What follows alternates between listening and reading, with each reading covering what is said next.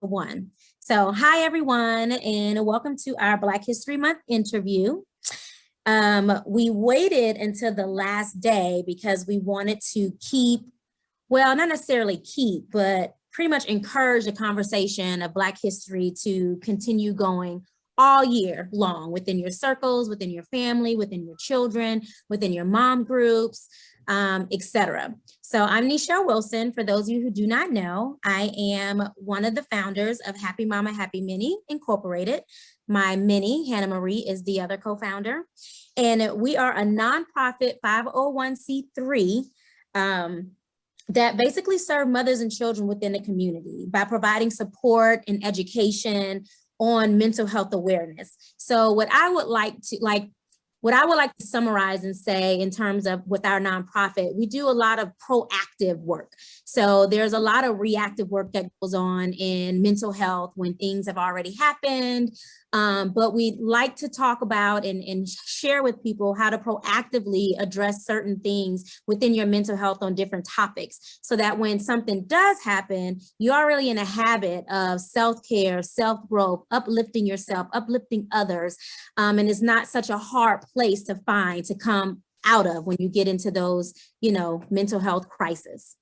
So with that being said, I would like to say that this is a special interview for many reasons. And for one, Grace, Dr.G, she is my line sister, she is my friend, and she is also my CAU, Clark-Atlanta University sister.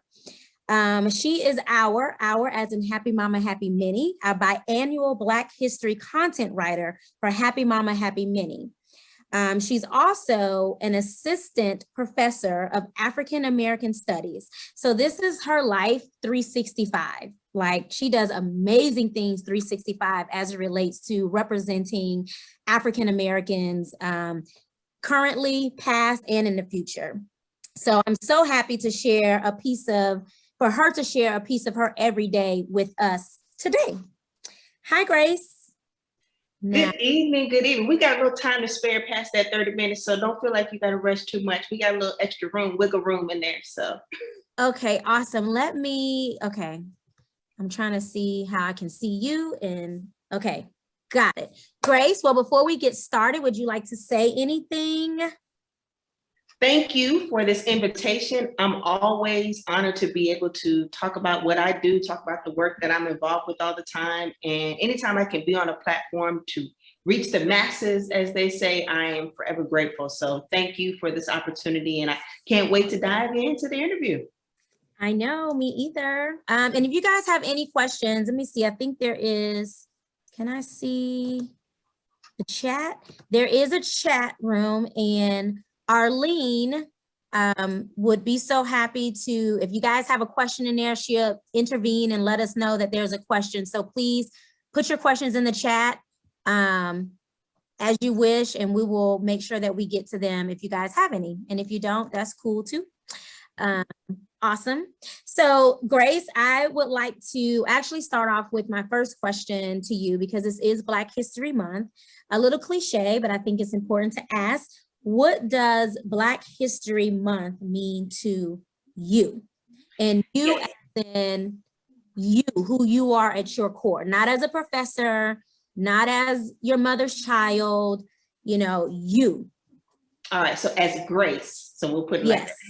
As Grace, Black History Month means to me an opportunity to be, full of Black joy, to be so appreciative that I am a part of a legacy of ancestors who have done amazing, great things. It's a sense of pride. It's an opportunity to learn. It's an opportunity to grow. And, something that I'll definitely go into even deeper, but, Black History Month for me is a 365 effort. Like you said, this is not a just February type of thing for me. It is all day, every day. If I can talk about Black people and Black folks and what we've done and what we continue to do, yeah, I love that. And that's not even just the teacher in me, that's just the grace in me. So it's an opportunity to be joyful, to be prideful, to be motivated, and to learn and to grow. That's what Black History Month is for me. Yes. So funny story before I get to the next question. So Grace, I went to it's this place called Word radio station here in Atlanta. It's like an old gym. It's super amazing. And it's where Dr. Martin Luther King used to have this meetings, and it was right around the corner from SCLC. And it also was the hair salon for Madam C. Walker. And there's a museum here in Atlanta, believe it or not, free. You just leave a tip. So in there, they have all these different vinyls on the wall, and you have to like guess who is who. And all you see is just Black faces of artists, singers, or whatever.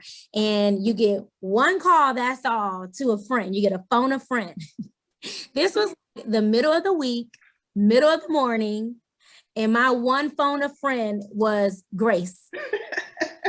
I remember that. I was like, what is she calling me for? Right. She probably thought it was a huge crisis. However, it was to me, because I was like, oh, Grace, we got this. All I need to do is call Grace. So anyway, thank you, Grace, for being my one call. That's all I needed. And I won whatever the man was trying to make me do the challenge. I won thanks to you, Grace. So yeah, life 365. So my next question that I would like to ask you is, how do you feel? And this is really because of the mental health aspect that I like to keep in mind in every aspect of my life, and people that follow Happy Mama, Happy Many lives as well. So how do you feel Black history in its entirety impacts mental health, the mental health world? Like, thus your experience thus far, and that can be as a child, as a professor, as, you can give us different viewpoints. You have plenty of different lenses when it comes to that.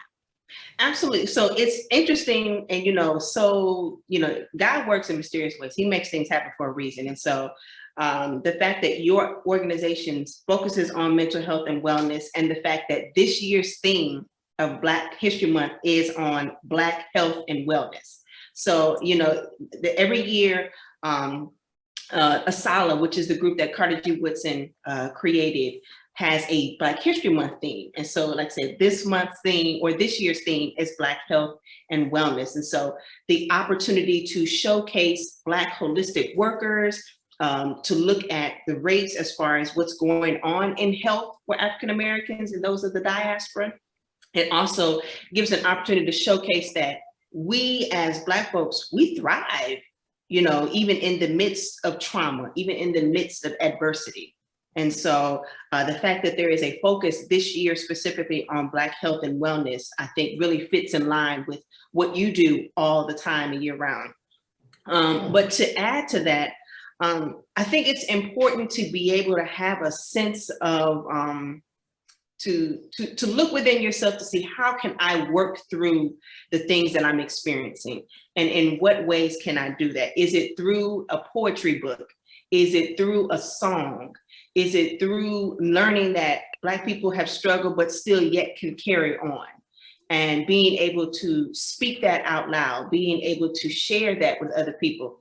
Sometimes just listening to someone can heal something for somebody, or sharing something with someone can be a way to move forward.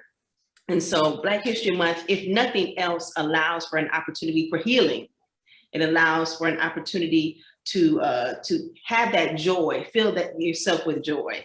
But at the same time, to understand that these things exist. Like, we don't live in a perfect world.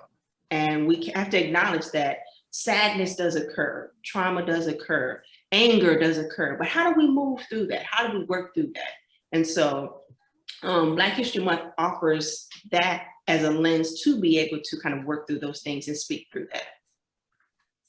Awesome. Thank you. My next question would be, so we know that I've just mentioned that we are CAU sisters, sorority sisters, and also Grace is very special to me because my daughter's name is Hannah, and Hannah named me favor of God, and it also means grace.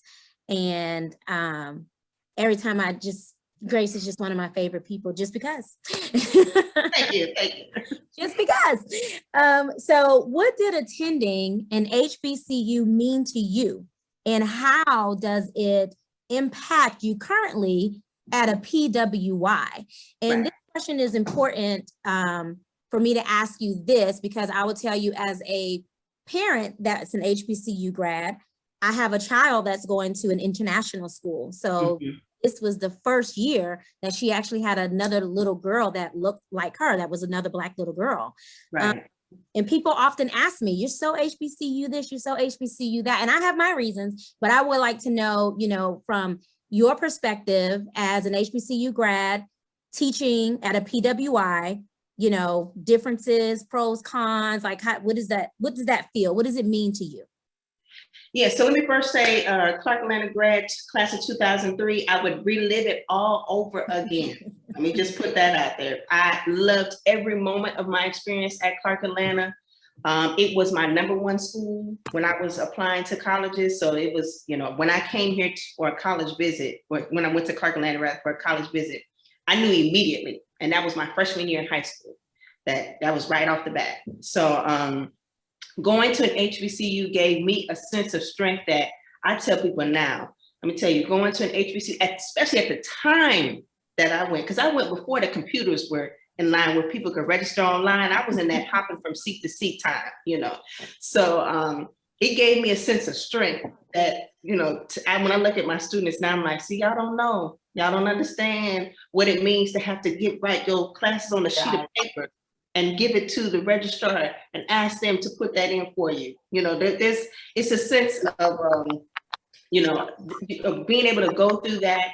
And not saying that everybody needs to, but that gave me a sense of strength that you can't replace with that. So what else? The fact that I went to school in the South. I'm originally from the Midwest. So being able to go to, you know, an HBCU in Atlanta, Georgia, being able to get that culture, being able to experience, you know, history, because we, you know, at the time, Pascal's was open, and, you know, that was where many civil rights icons, you know, lived and went. So, yeah, so it was just an amazing thing that I will never forget and will always cherish. Now, my students here at VCU will tell you, they know I went to an HBCU because I wear it at least once a week, probably, or I at least talk about it once a week, or I at least express it in some way. So my students know right off the bat that, yeah, Dr.G, she went to an HBCU, she went to Clark Atlanta. And I embedded even in my curriculum and in my lessons. So students are gonna know, even though you may be at PWI, you're gonna learn about HBCUs and why they exist and why that they are still needed and very much necessary. So much so that we always talk about Tuskegee. We talk about Hampton, because I can't talk about, you know, Booker T. Washington and not bring up Tuskegee. You know, I can't, and I can't talk about, what are the, you know, of course, the AUC. I got to bring up the whole AUC and the entire AUC. I got to bring up North Carolina A&T. You know, I had to bring up Prairie View. I had to, you know, let my students know that HBCUs are all over and that they offer a wealth of knowledge, and that contrary to the governor here in Virginia, we're not just simply for entertainment. We're not just only here to produce out and entertainment. No, we do much more than that. So, you know, the HBCU experience is one that I even explain to my students that if you can get it at some point, you know, do so, whether it's in grad school, whether it's in law school, veterinarian school, medical school, because those exist. HBCUs are on the law school level, they're on the med school level, there's veterinarian schools, all of that. So it's important to understand that they exist and their importance is very much necessary.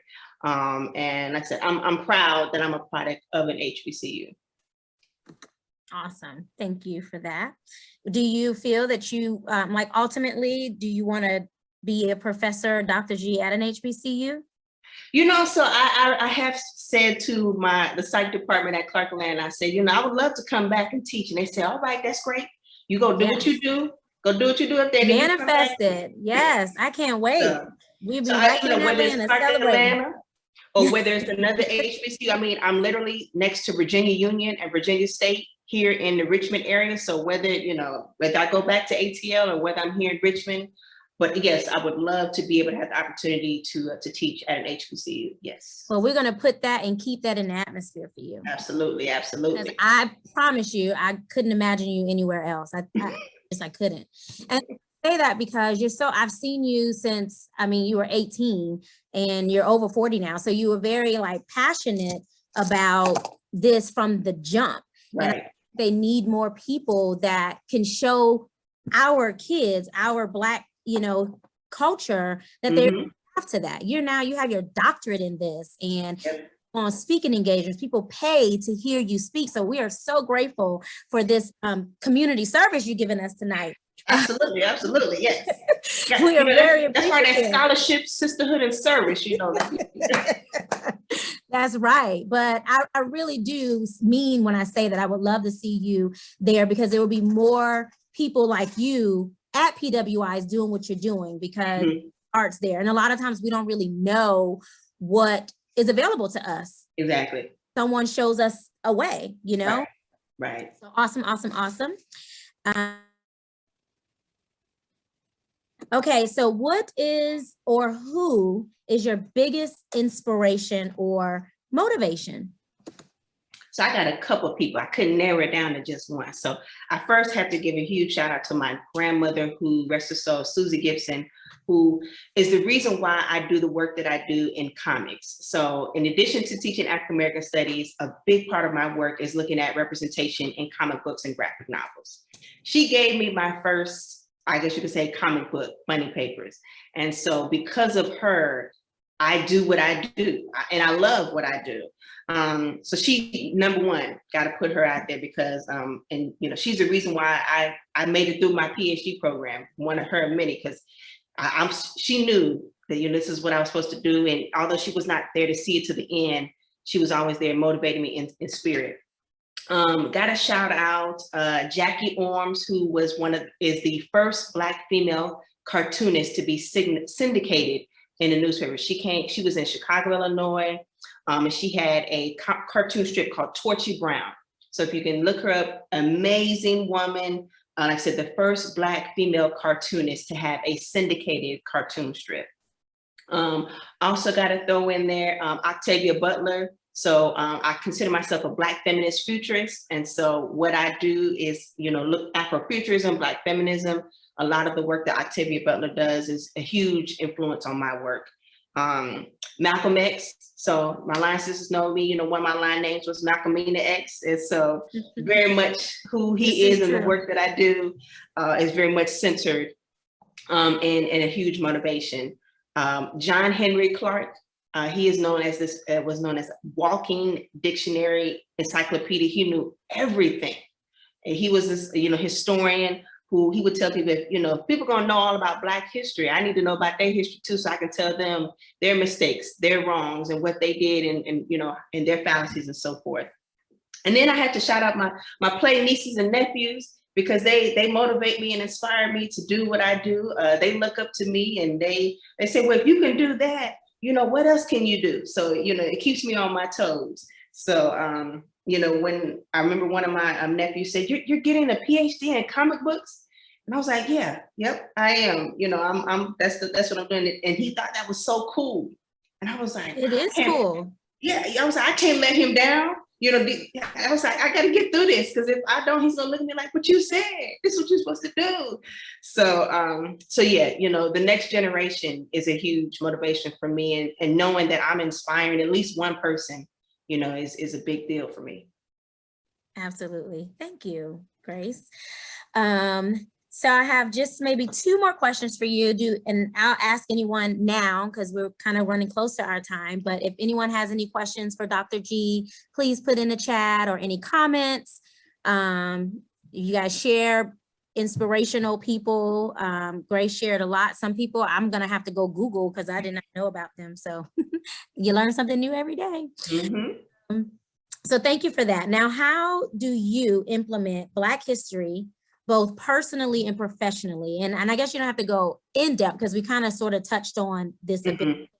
I did want to know professionally and personally, how do you implement that? Yes. So as a professor in African American studies. As I tell my students on day one, you get Black history every day out of my class. So you don't have to wait till February, to get it. You're gonna get it every day. Some of the things that I do, I'll give an example of, a week or a day in Dr. G's class. So coming up next week, we're gonna have a music marathon where we're literally going to go through music from James Brown, Aretha Franklin to present day. And we're going to analyze the songs, analyze the music videos, talk about what was happening when these songs came out, talk about the importance of these songs and their significance to the music industry and to Black folks. So that's one way that I try to grab my students in is I say, okay, we're going to, I know you all think we're going to listen to some music, but at the same time, we're going to break the music down. We're going to analyze it. Also, we're going to, some of the things that I do in my class also include, we take field trips. COVID has kind of, it stared at a little bit to the left, but there are virtual exhibits that I open up to my students. So we'll look at various museums that have virtual exhibits, particularly African-American based museums, because there is a long list of Black history museums focused specifically on Black folks. So we would do, virtual exhibits outside of the classroom. I have a list on my site that you can check on some things, 365. And so whether it's doing community service with my sorority or whether it's, with other organizations that I'm a part of, going to a wine tasting by a Black winery, at a Black vineyard. I'm also— Now that's some mental health for you guys too. There you go. Yes. R&R right there too. Yes. In addition to that, I would also say some of the other things, that professionally and personally donating to organizations, because your finances can, increase in something, a person or an organization to be better, to be great. So, putting your coins where you can, that's definitely a way that I'm also being of service and doing that Black History 365. Donating books. So that's something that, someone else can never have too many, and why not, share? Sharing is caring, particularly if it's those by African-American authors. And then what else? There's so much, because it's an everyday thing. I would also say, I'm just jumping in here, but absolutely, yeah. Every single time that I see you, whether it's we know we're going to see each other or whether we run into each other at Starbucks, right? You always are representing some type of African-American something. So whether it's Africa shirt, whether it's like tonight, I think you're supporting a Black entrepreneur that those sweatshirts and shirts and things of that nature. I just think every day I've never not seen you in something that's not representation of being Black. Yeah. And hence why this is a 365 effort, because it's one of those things where I can't not stop thinking about it. I can't wipe off the color of my skin. I'm Black every day. And so for me to be able to express that every day, all day, it normalizes it, because some people don't know. And so if you see this on me every day, it becomes normal, becomes regular, becomes routine.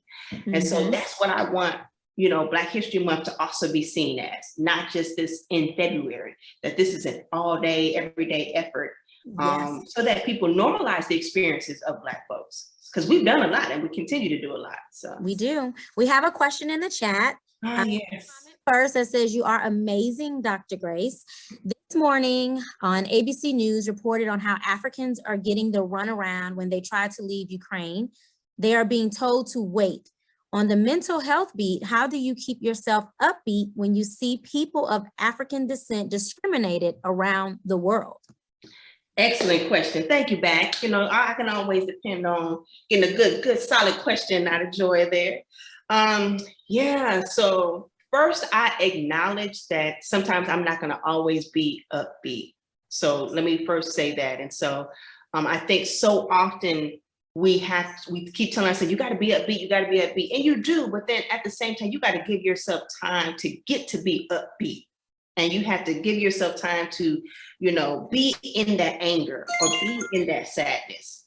And so for me, it's acknowledging that exists, but then at the same time saying, okay, I've acknowledged this, I'm going to work through this and then process from that way. So some things that I do is I'll go take a walk to go, just clear the air. I might put on some music, to kind of change the dynamic of what I'm seeing and what I'm hearing. Meditate. These are all things that, considering what we're seeing on the news and just in general, these are things that are going to, help fulfill and sustain my mental health. And then calling up somebody, maybe just to hear a positive ear, to get some, a joyous voice, or someone that just to laugh with, because sometimes laughing will do it. It'll take your mind off of everything that's going on. So, it just pausing and understanding, like, there's a lot of stuff going on in this world. I'm one person. I'm gonna do what I can to try to shift that dynamic, but understand I'm still just one person in that too. Yeah, great question, Joy. We appreciate that. So we have time for just one more question. And while I'm asking you this, if you wouldn't mind putting your information in the chat, how people can find you.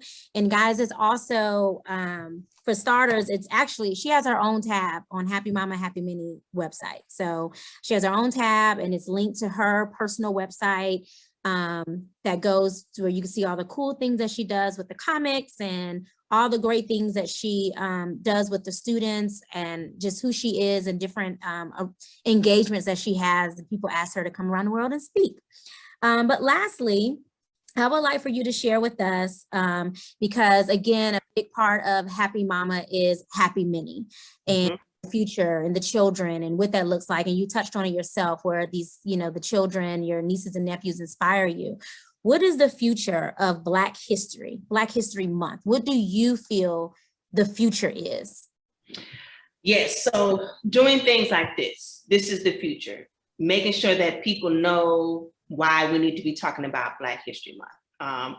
Also, like I said earlier, normalizing the Black experience.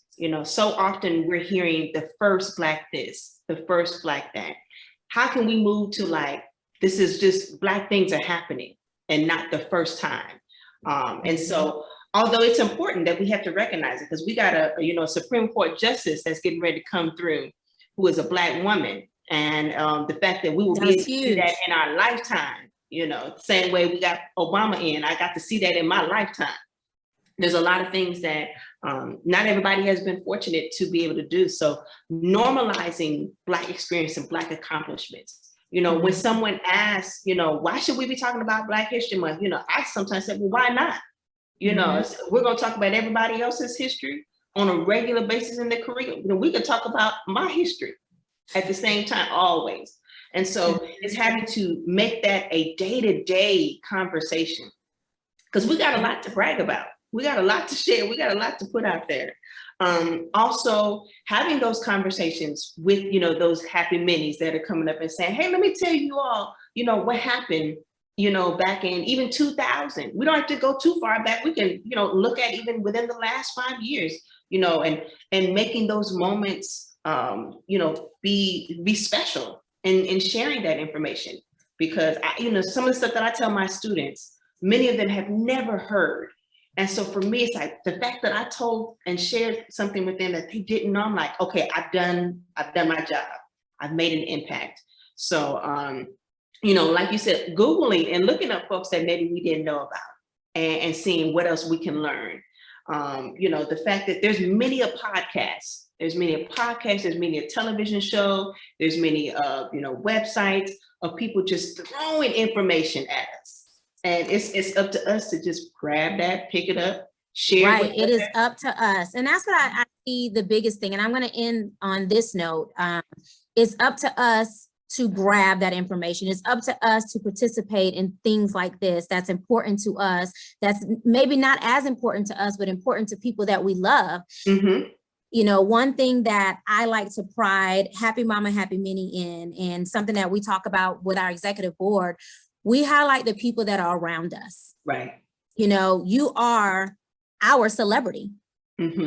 So to me, you're the celebrity. And that's why it's important for me to have Dr. G to talk to me on this platform to share. And then guess what? It's being recorded. So now it's going to be on my website. It's going to be on our YouTube page. It's going to be on yours, because this is important information to really support those around you, because that really mostly impacts mental health. If you're waiting to become super popular to get all this extra attention, at your core, you're not going to be happy. To build each other up and support each other along the way and become each other's celebrities, then that's half the battle right there. So thank you for being our celebrity tonight. And again, I mean, you are the expert. Any other celebrity I can have on to talk about what Black history means to them, but you live this.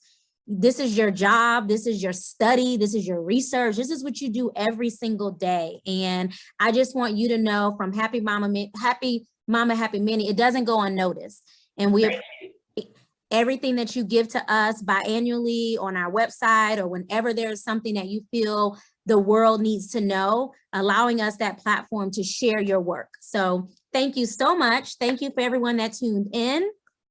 Please make sure you look at, okay, she put her Twitter, she put up her Instagram. And again, her Instagram is also connected to Happy Mama Happy Minnie, as well as our website, happymamahappyminnie.org.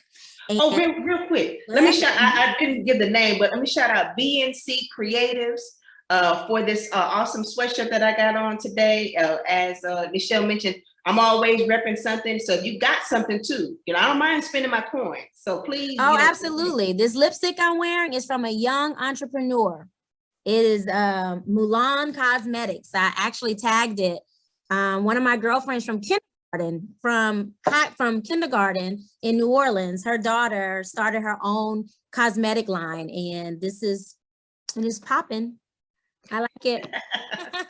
But no, all jokes aside, thank you so much, Grace. I really appreciate you. And to everyone else that's on, I appreciate you all for listening, sharing this information. And I have to mention that we have a really huge mental health / STEM golf tournament that's coming up June 6th. And that's also on the internet. It's on our website. It's on all of our pages. So we would appreciate that support. We also will have some children there that are on the spectrum of autism, because all kids in every aspect of life can do all things. And that's what we truly do believe. Indeed, yes. Thank you so much for preaching and teaching to the minis and the happy mamas of the world. We appreciate you. Thank you. And thank you again for this invitation. I had a blast. And this is great. Yeah. Thank you. Bye, guys. Bye.